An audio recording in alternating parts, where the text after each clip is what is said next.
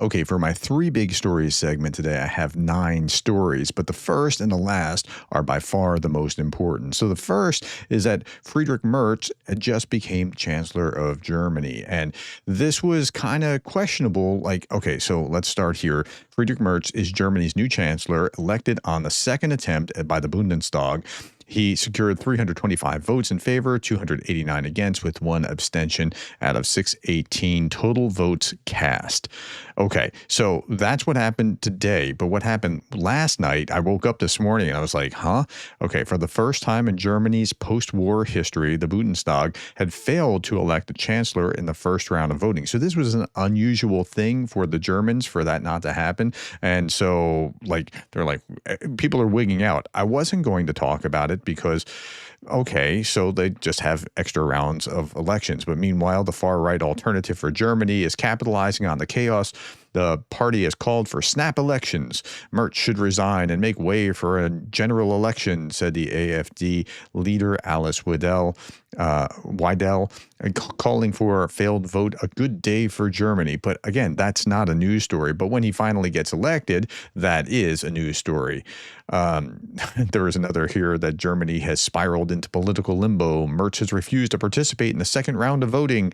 Okay, but again, now he's chancellor. Now, the upside is that Friedrich Merz is known as the Taurus man, right? I mean, he's the new chancellor, and he talked about this. This is Igor Shushko talking back in January 24th. Once Friedrich Merz becomes Chancellor of Germany, Ukraine will finally receive Taurus cruise missiles with a range of over 500 kilometers. Ukraine will likely use them to decapitate Russian military leadership, given the precision of bunker-busting capabilities of the missiles. Taurus are no joke, and to have those, for Ukraine to have those, gives them a well-needed advantage that they haven't had, that the U.S. could have given them, but they didn't, because Biden and Schultz were both kind of on the we don't want to escalate kind of track. Okay. I don't know what Trump is doing. We're going to talk about that in just a little bit. But okay. Meanwhile, while that's going on, Romania is kind of looking like it might go the way of Georgia with the Georgia Dream Party. Romania's presidential elections first round yesterday, a guy named George Simeon won the first round, and he didn't get enough to have a majority, but he looks really, really popular in Romania, and kind of out of nowhere sprung up. Okay, meanwhile, the British, this is the third big story, the British Prime Minister Starmer prepares for an attack by Russia.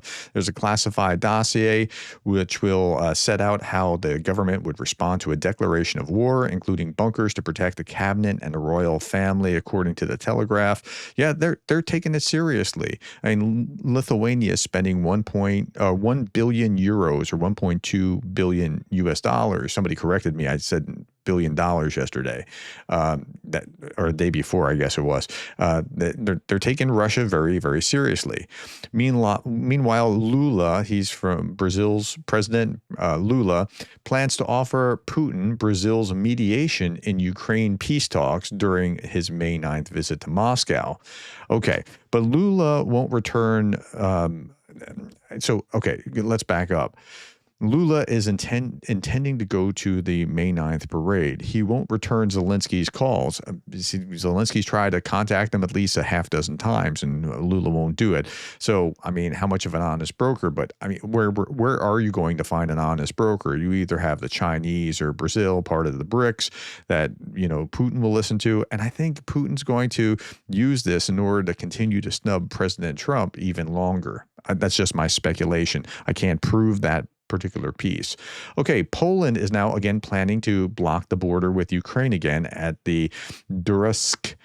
I'm not even going to try to pronounce that crossing. Polish haulers blame Ukrainians for low transport rates and job losses. A protest has been officially registered, no date yet announced. So they're going to be back to that again, it looks like. Okay, so we just talked about the Brits, the Romanians, Brazil's president, the Poles. Let's keep going here. North Korea has sent 15,000 workers, these aren't soldiers, workers to Russia to help alleviate the labor shortage driven by Moscow's military losses in Ukraine and failing birth rates. Well, the birth rate thing is kind of a long-term thing, but the 15,000 workers working in factories or doing whatever they're doing, that's going to be very useful. And it's not like this is a dream job either for the North Koreans who are going there. If you get a chance to watch the movie Dollar Heroes, North Korea's Secret Slaves, Dollar Heroes. It shows how the North Koreans will send these guys to other countries to work doing construction or other things, and essentially all the money is taken from them and sent back to the North Korean government. And if you try to escape, your family is going to be killed. So you have every incentive not to. Okay. Let's turn to what's going on in the U.S. Mike McFaul talks about the U.S. Ukraine minerals deal is a win-win for Americans in Ukraine. I covered that. I think that's very fair. I think it's actually a good thing. But here's why I'm starting with that before I show you this. This is Scott Bessent. He's the Treasury Secretary. And listen to what he has to say, particularly right at the end. This is like a 40-second clip. And this was President Trump's idea. He likes negotiating, as you know. A lot of people in this room probably know. And he likes creating negotiating leverage for himself. And the Ukraine investment partnership, the economic partnership, was his idea. And he believed that it would do several things. One, it would create more leverage for him with the Russian leadership when it was time to go to them. So the idea was start with Ukraine, sign a deal that shows that there is no daylight. You hear that? There is no daylight between the U.S. and the Ukrainian people. It would be a symbol to Ukrainian people that the U.S. is still there. It's a symbol to the Ukrainian people that the U.S. is still there. Okay. So, and things got a lot better for Ukraine after this. I talked about that in my 7 Things Putin Hates video that I just put out, but I put it out late last night, so you might have missed it. So this is the very next thing that you're going to want to watch. But after that deal, what happened? It was like, here's $50 million here and another $300 million here. And by the way, this is about to happen. So it's starting to look pretty positive. Now, I also talked about this. Where is it? This Trump's latest: Russia must give up all Ukraine. Okay, so Russia must give up all Ukraine. What did he mean by that exactly? So I reviewed the video where he talked, and then I even showed you the transcript. And again, I'm going to read the transcript. The interviewer says, "So you think you're close to a deal? What will Russia have to give up? Because Ukraine, there's been a lot of discussions. They'll have to give up some of the land that Russia illegally claimed." President Trump says Russia will have to give up all of Ukraine because that's what they want.